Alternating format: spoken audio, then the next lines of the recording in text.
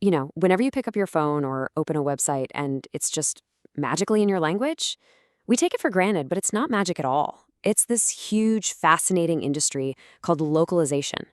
Today, we're going to pull back the curtain and see how this whole thing got started and where it's all going. I mean, seriously, think about it for a second. The sheer logistics of launching a massive video game or any big piece of software in like 20 languages on the exact same day all across the globe, that is an absolutely monumental task. And it's that very challenge that gave birth to an entire industry. So let's get one thing straight. Localization is so much more than just translating words. It's really this deep, technical marriage between language and technology. The goal is to make a product feel like it was born and raised in your local market, not just, awkwardly translated for it. All right, so where did all this begin? For that, we've got to jump in the time machine and head back to the 1980s. This is when the personal computer started its big march out of the labs and onto desks all around the world.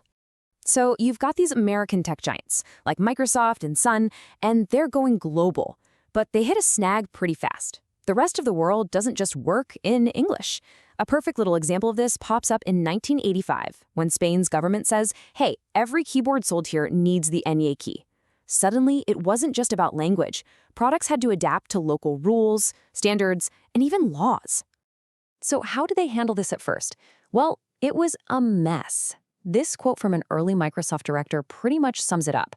They'd finish the American version and then basically just toss the source code over the wall to the international offices and say, good luck. It was pure chaos, totally disconnected, and just not going to work long term. And here was the real technical nightmare. Imagine trying to translate a book, but every single sentence is tangled up with the engineering schematics for the printing press.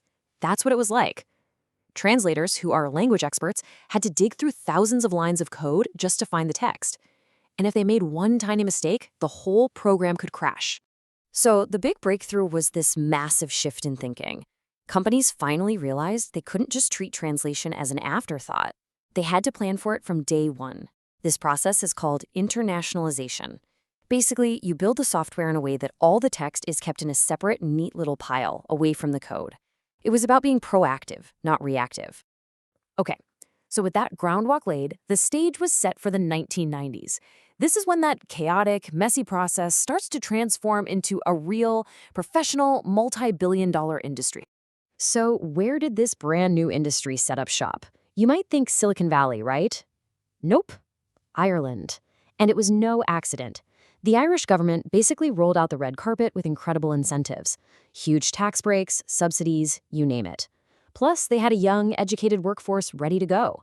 This incredibly smart move turned Dublin into the undisputed capital of the localization world.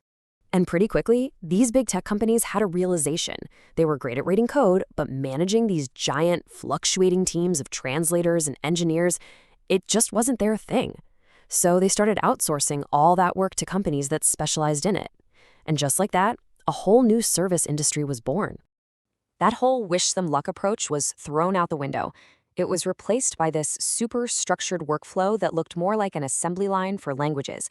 It became this repeatable, engineering-driven process: pull the text out, translate it, put it back in, test the heck out of it, and then finalize everything. And the result of all this outsourcing? A total explosion of new companies. We're not talking about a couple of little startups here. In the early 90s, there were dozens of large, powerful vendors popping up all over the place to meet this incredible demand. But, like any gold rush, things eventually settled down. After that initial boom, the industry started to consolidate. Bigger companies bought up smaller ones, and that wild west of dozens of players eventually calmed down into a market dominated by just a handful of giants. It's a classic sign that an industry is growing up. And just when the industry found its groove, a whole new force showed up to rewrite all the rules again: the internet. The 2000s kicked off, and suddenly, the very definition of what needed to be localized started getting blurry. This was a profound shift. See, back in the 90s, you had a piece of software that came in a box, and you had a paper manual. There were two separate things. But with the web, a website is the software and the content all rolled into one. I mean, think about an e-commerce site. It's a complex application. That old, clear distinction was pretty much gone. To deal with all this new complexity, the industry had to get smarter and work together better. So they developed open standards. You can think of these as a universal language for all their different tools. TMX let translation databases talk to each other, and XLIF created a standard file type for projects. It was all about making collaboration way more efficient. And here's where it gets really interesting. This quote from a manager at Sun Microsystems points to a really powerful idea. For years, translators had to be part-time engineers, but now, technology like XLIF could handle all the technical heavy lifting, finally letting translators get back to doing what they do best: focus on the words. And that brings us right up to today, where the industry is really facing this fundamental tension, a fork in the road that's been created by all these decades of change.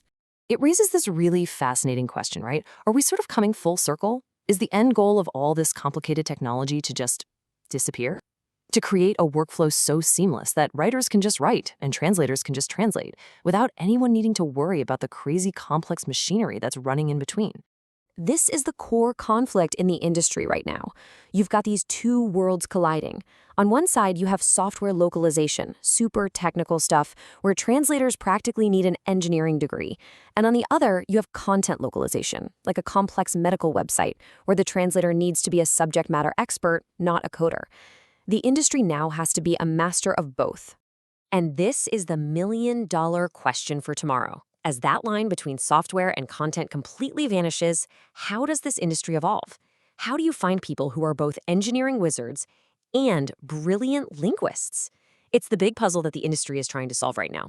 And the answer is going to shape the future of our very connected, multilingual world.